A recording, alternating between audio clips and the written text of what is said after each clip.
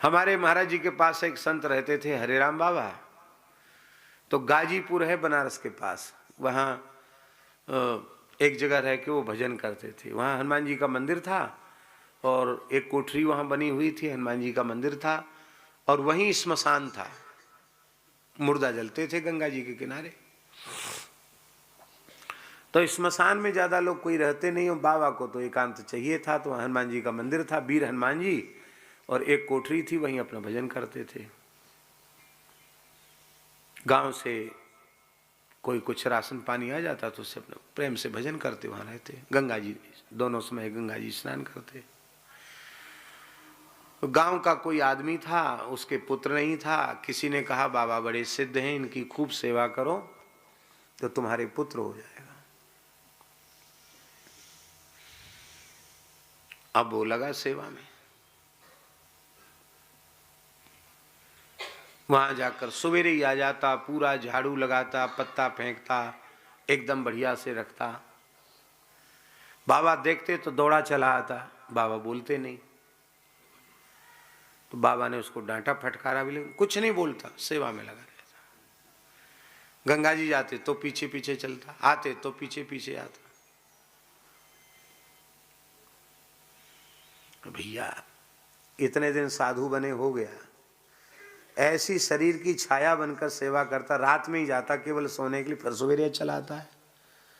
बिना कहीं बहुत सेवा करना चाहता है, कभी फल फूल भी ले आता है, कभी मिठाई ले आता है। बाबा मन में सोचे जरूर इसके कोई न कोई कामना है। तो ले पता लगा, हमको समझ में आई बात कि इसको पुत्र की कामना है। बोले हम कहाँ से दें बेटा, तो हमको तो उसको भगाना था। तो बोले गंगा जी से एक दिन लौट के आ रहे थे, हे सेवक भगत कहाँ, उठा खोपड़ी। एक मनुष्य का मुंड पड़ा था, स्मशान में तो पड़ी रहते हैं। एक मनुष्य की खोपड़ी पड़ी थी, उठा इसको। वो गृहस्थी आदमी कांप गया, खोपड़ी कैसे उठाए आदमी की, मरे हुए आदमी की। उठाता है कि नहीं, भस्म कर दूंगा। डरते डरते उसने उठाया, ले चल, बड़ा सेवक बनता है, चल। लेके आए, बैठ गए दूर। एक पत्थर उठा के ला, तो उसको कूट कूट के चूरन बना। क्यों ऐसे बोले, मैं इसकी फंकी लेके नहीं आ तो एक कच्चा चबाऊंगा। सोई वो भागा। वो खोपड़ी कूटा उठा कुछ नहीं, भागा। बाबा लठिया लेके पीछे दौड़े, गांव तक खदेड़ा, वहां जाकर वो बेहोश हो गया। इतना डर गया, उसे लगा कि ये कोई स्मशान में रहने वाले, जिंदा खाने वाले कोई अघोरी फगोरी हैं, ऐसा लगा उसको। बाबा तो पिंड छुड़ाना चाहते थे, इसलिए उन्होंने नाटक कर दिया। पर ठाकुर जी साधु की लाज कैसी रखते हैं। उस व्यक्ति को जिसको ज्योतिषियों ने मना कर दिया था और जिसको चिकित्सकों ने मना कर दिया था, ठीक 1 साल के भीतर उसको पुत्र हो गया। आज भी उनका वंश चल रहा है।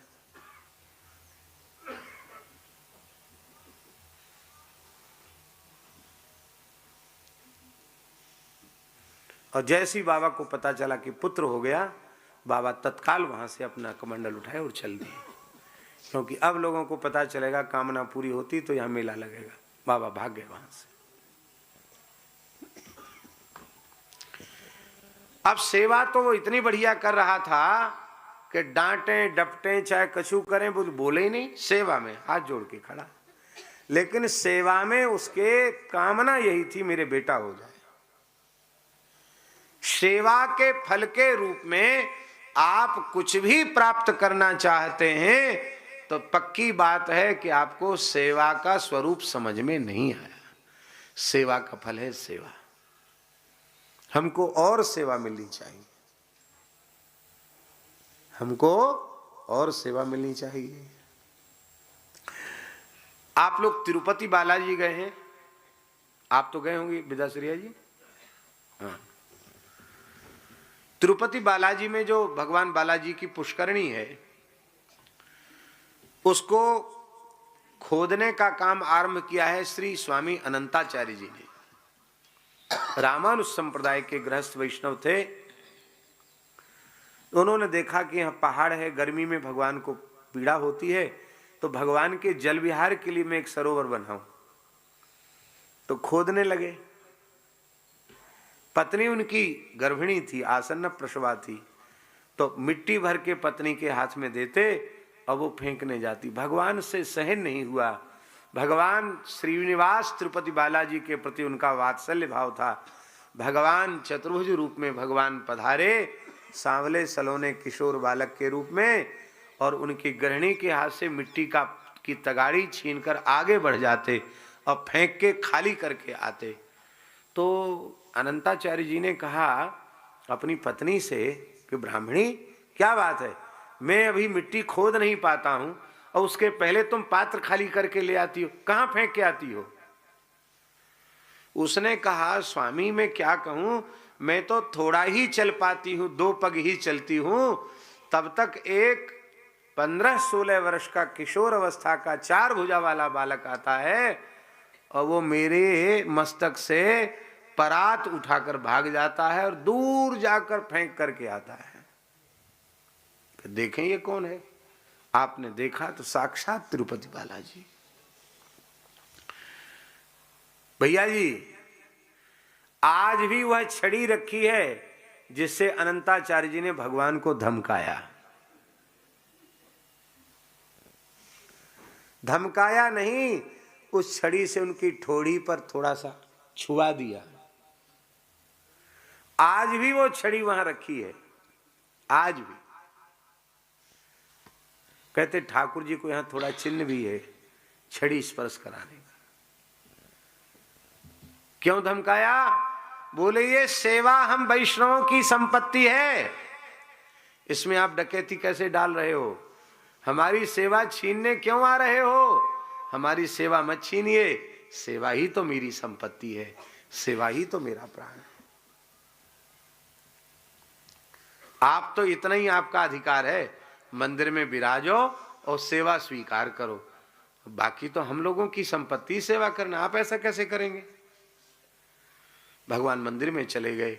भगवान ने राजा को स्वप्न दिया, मेरे परम भक्त अनंताचार्य स्वामी मेरे लिए पुष्करणी का निर्माण करना चाहते हैं, तो तुम अपनी प्रजा के सहित उपस्थित होकर एक ही दिन में सरोवर का निर्माण करो। और सब इकट्ठे हो गए, एक ही दिन में खोदकर, पर्वत में खोद करके सरोवर प्रकट कर दिया। आज भी पुष्करणी, एक दिन में बनी हुई पुष्करणी है वो।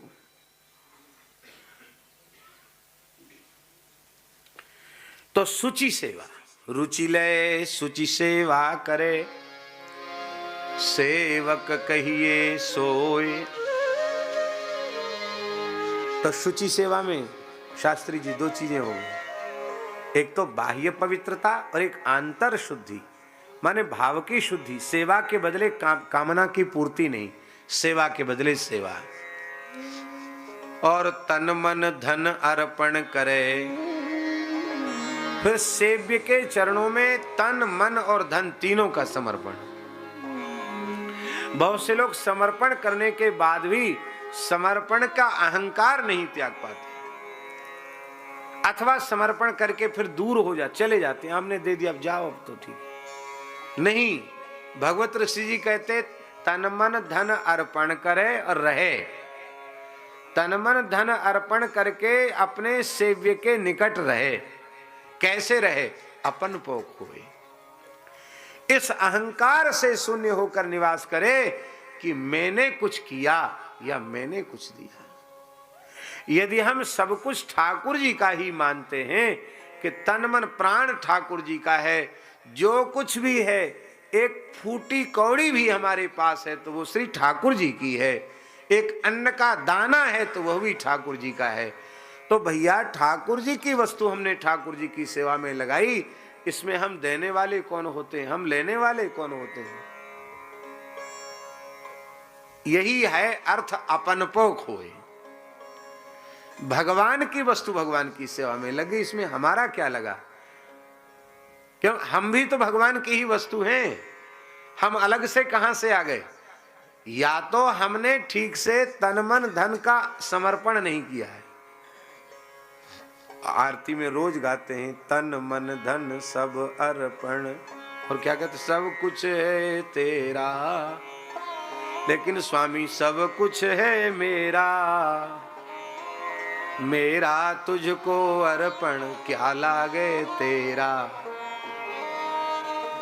कहते कुछ है समझते कुछ है।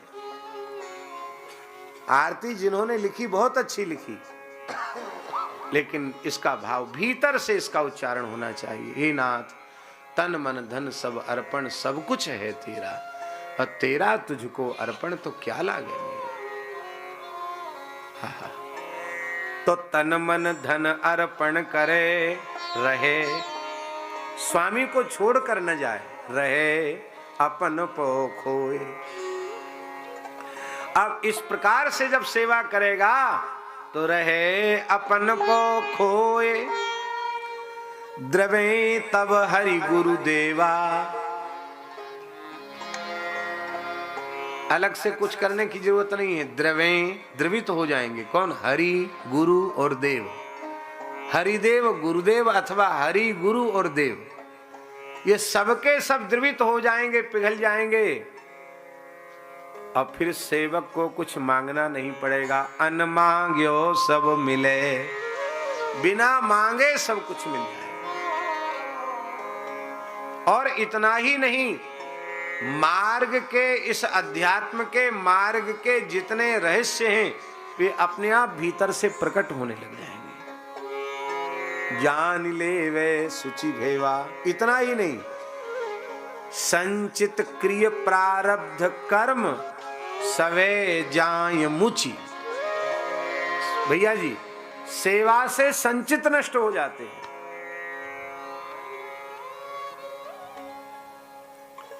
सेवा से क्रियमाण कर्म भी नष्ट हो जाते हैं। चलो, संचित और क्रियमाण को के बंधन से बचने के तो अन्य भी साधन हैं, पर प्रारब्ध को तो भोगना ही पड़ता है।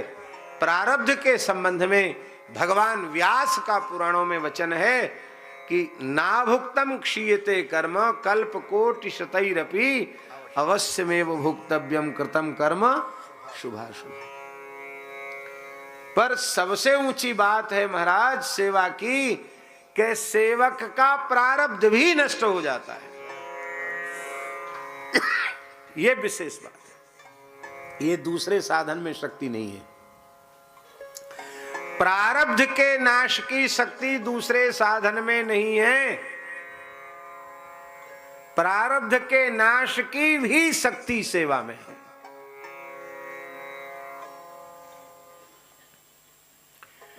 श्री संत गोपालाचार्य जी महाराज कहते थे, बोले प्रारब्ध का संकेत ये हाथ की रेखाएं प्रारब्ध का संकेत करती है। इसलिए कई बार उत्तम कर्म करने से उत्तम रेखाएं भी बन जाती है, और कई बार निकृष्ट कर्म करने से उत्तम रेखाएं नष्ट हो जाती हैं और दूसरी प्रकार की रेखाएं हाथ में आ जाती हैं। कहते हैं 6-6 महीने में बदलती रहती रेखाएं, ऐसा कहते हैं। हम पढ़े नहीं, हमको ज्ञान नहीं, इसलिए हम उस विषय में कोई बात विशेष बात नहीं बोल सकते। लेकिन ये बात वो कहते थे कि रेखाएं प्रारब्ध का संकेत करती है। तो वो कहते थे, उनके मुख से हमने जैसा सुना कि जो वैष्णव अत्यंत प्रेम से अपने लाला को, अपने ठाकुर जी को, शालिग्राम जी को सुंदर सुगंधित घृत इत्र लगाकर मूल मंत्र का उच्चारण करते हुए प्रेम से उनकी मालिश करते हैं, तो जब बार बार हथेली का स्पर्श ठाकुर जी के श्रीअंग से होता है, बोले ऊट पटांग ससुरी जितनी रेखाएं सब कट जाती है, ऐसा बोलते थे। सब रेखाएं कट जाती हैं। गौ माता का गोबर उठाता है, सब रेखाएं कट जाती हैं। गुरु महाराज की चरण सेवा करता है, सब रेखाएं कट जाती हैं। हमारे राघव की सेवा करता है, सब रेखाएं कट जाती, अच्छी अच्छी रेखाएं आ जाती हैं। कहते हम करके देख लो, 6 महीना शालिग्राम जी का मालिश करो, और खूब राम राम करते हुए बढ़िया से सेवा करो अपने हाथ से, देखो तुम्हारी रेखा न बदल जाए तो हमसे कहना। ऐसा पुराने संत सीधे किसी को अपनी सेवा में स्वीकार नहीं करते थे। सेवा में पदोन्नति होती थी। शरण में आए सबसे पहले गौ सेवा का कार्य दिया जाता था। आश्रम में आने पर सबसे पहले कौन सी सेवा? क्यों? गौ सेवा से चित्त शुद्धि बहुत जल्दी होती है। गोबर उठाओ, गाय के सुख का ध्यान रखो, गाय की सार संभार करो। फिर गौ सेवा के बाद, फिर इसके बाद उनको फिर स्थान की साफ सफाई, फिर पात्र अमनिया करने की सेवा, बर्तन मांजने की सेवा, और इसके बाद फिर यदि अधिकारी होता रसोई में घुसने का तब उसको रसोई की सेवा, और फिर रसोई की सेवा के बाद फिर मंदिर में ठाकुर सेवा।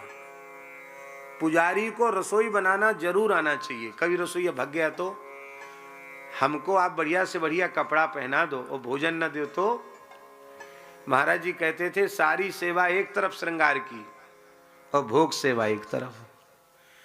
भले ठाकुर जी को कछु हल्की पोशाक धरा दो, साधारण मुकुट धरा दो, बाबा हो प्रेम थे तो प्रसन्न रहेंगे। और खूब बुरो नहीं मानियो, कहते ना पुरी वाले शंकराचार्य जी, बुरा ना मानो होली है। अब तो होली चली रही है। हरिद्वार में आपने देखा होगा, हरिद्वार में और कई स्थलों में बड़े बड़े मठों में ठाकुर जी को बड़ी बड़ी प्रतिमाएं और बड़ी कीमती पोशाक उनके शरीर में पहना के और कांच में उनको मढ़ दिया जाता है। बाहर से कांच लगा हुआ है, शीश महल जैसा बना हुआ है, और भोग राग के नाम पर चनौरी भी रोज जुटती नहीं है।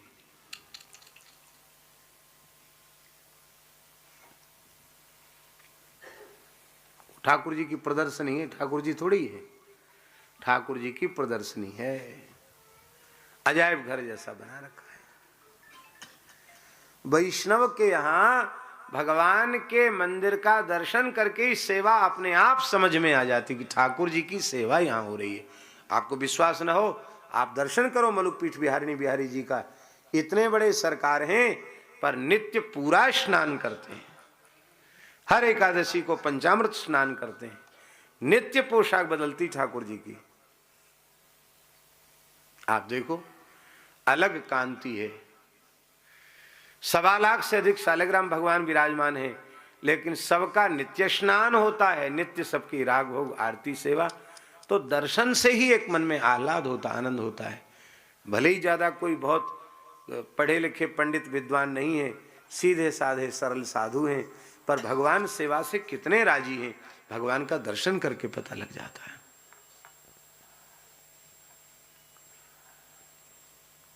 भोग की सेवा बहुत महत्वपूर्ण है। इसलिए पुजारी ही तब बनाना चाहिए जब बढ़िया से रसोई बनाना आ जाए। रसोईया भग गया तो, बीमार पड़ गया तो पुजारी खाली कहेगा हम तो खाली आरती कर देंगे, रसोई ठाकुर जी भूखे रह जाएंगे। तो सब सेवा एक तरफ और भोग की सेवा एक तरफ। फिर ठाकुर सेवा करते करते अब गुरुजी प्रसन्न हो गए, तब गुरुजी की सेवा मिलती थी। बोलो भक्त वत्सल भगवान की जय। इतनी पढ़ाई सेवा की करने के बाद तब गुरु सेवा की योग्यता प्राप्त होती। क्योंकि भक्ति सागर नामक ग्रंथ में श्री चरणदास जी महाराज ने, शुक संप्रदाय के आचार्य चरण श्री चरणदास जी महाराज ने भक्ति सागर ग्रंथ में कहा, ये साखी हमें बहुत प्यारी लगी। वो कहते हैं गुरु सेवा हरि सेवा 16 बरस, हरि सेवा 16 बरस, गुरु सेवा पल 4 तो भी नहीं बराबरी, वेदन कियो विचार। 16 बरस 16 बरस गुरु सेवा पल 4 तो भी नहीं बराबरी, वेदन कियो विचार। 16 बरस 16 बरस गुरु सेवा पल 4 तो भी नहीं बराबरी, वेदन कियो विचार। 16 बरस 16 बरस गुरु सेवा पल 4 तो भी नहीं बराबरी, वेदन कियो विचार।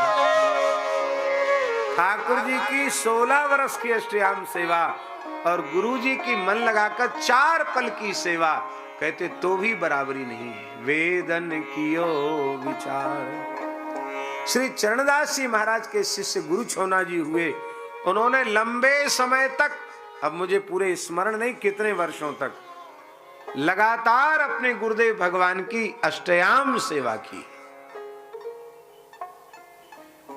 गुरु छोना जी। बोलो भक्त वत्सल भगवान की। तो संचित क्रिय प्रारब्ध कर्म सवे जाए मुचि, छोड़ के चले जाते हैं। भगवत रसिक अनन्य। अब अंतिम पद सबसे महत्वपूर्ण है। भगवत रसिक अनन्य, क्रिया त्यागे अपनी रुचि। क्रिया त्यागे अपनी रुचि। सेव्य की रुचि में ही रुचि को मिलाकर कार्य करें। अपनी रुचि से क्रिया करना छोड़ दे। और यह सेवा का स्वरूप सखी सहचरियों में प्रकट दिखाई पड़ता है। युगल की नेह भरी लाड़ चाव की सेवा कैसी करनी चाहिए, ये तो सीखे तो सखियों से सीखे।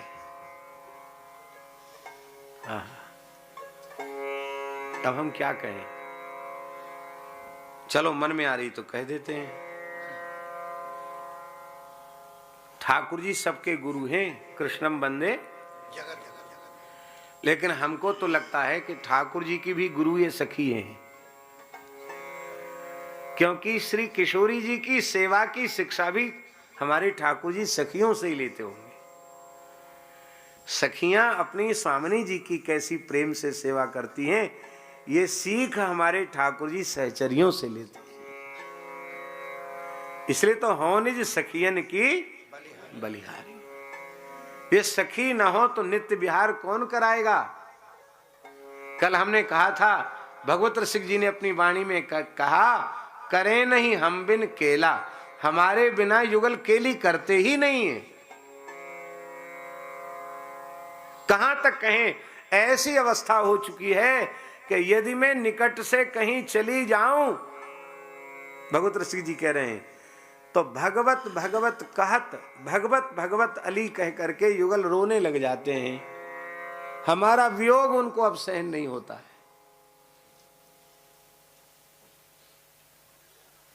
ये तो सखियां, उनका युगल का विश्राम ही उनका विश्राम है, उनका आहार ही होती है। इसलिए तो भाग दौड़ में थोड़ा पाक पा लेती हैं। इसलिए उनके अलग से भोग की विधि नहीं लिखी कि उनकी पंगत बैठ रही है, लंबी चौड़ी जय बोल रही है और फिर मांग मांग के सखियां खा रही हैं और हमारे जैसा मोटा पेट बढ़ा के घूम रही हैं। ऐसा नहीं, वो सब सखियां सब छरहरी हैं, दिन रात सेवा करती हैं। सेवा करने वाले का शरीर बेडौल नहीं होता है, सेवा करने वाले का शरीर तो बढ़िया एक रस रहता है। हम लोग सेवा नहीं करते हैं, केवल सेवा लेते हैं, इसलिए शरीर विकृत होता है। तो उत्थापन की सामग्री स्वर्णमय कटोरे में सुंदर चंदन घिसा है। अर्गजा, इत्र, चंदन, पुष्प, श्रृंगार, भूषण, वस्त्र आदि सब सजा सजा करके रखी हैं। जिस सखी सहचरी की जो सेवा है, अपनी अपनी सेवा में सब सावधान हैं और सब सेवा की सौंज लेकर खड़ी हैं। किसी की सेवा है उत्थापन भोग को सजाने की, वो उत्थापन भोग लेकर के प्रस्तुत हो रही है। कोई फल, ऋतुओं के विविध प्रकार के फलों को अमनिया करके सुधार करके तैयार कर रही है। कोई श्री यमुना जी की सुगंधित जल की झारी लेकर के खड़ी है, तो कोई सुंदर वीरी का निर्माण कर रही है, वीरी बना रही है। कोई दर्पण लेकर के युगल को दर्पण दिखाने के लिए खड़ी है। कोई सखी शुक सारिका को पिंजरे में लेकर के उनको युगल प्रिया का गुणगान करना सिखा रही है, पढ़ा रही है।